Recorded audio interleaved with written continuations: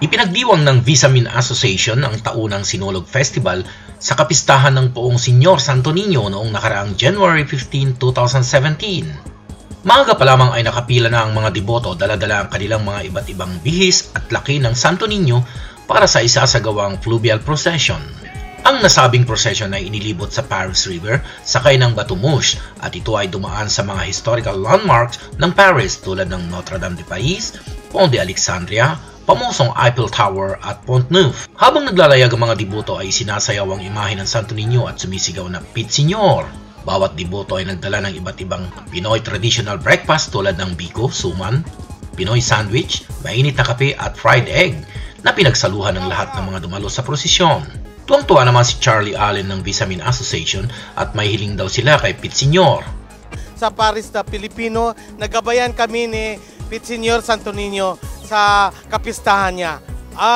Ang pagbabago ng Pilipinas at kapayapaan sa Pilipinas. Yan ang hinihiling namin dito lahat at ng buong mundo na maging successful at matanggal na yung mga korupsyon sa Pilipinas. Viva Pit Señor! Viva Pit Señor!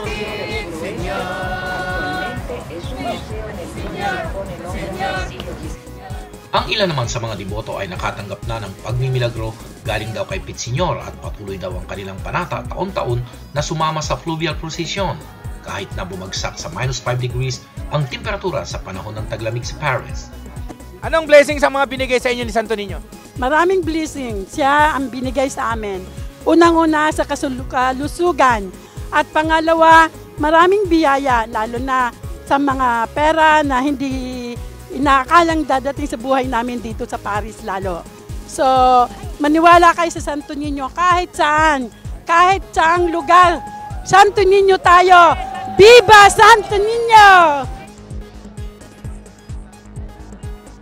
Bukod sa fluvial procession ay nagkaroon din ng sinulog dance presentation sa St. Bernadette Church sa Paris na inorganisa naman ng Los Women Association na pinamumunuan ni Esther Somalino.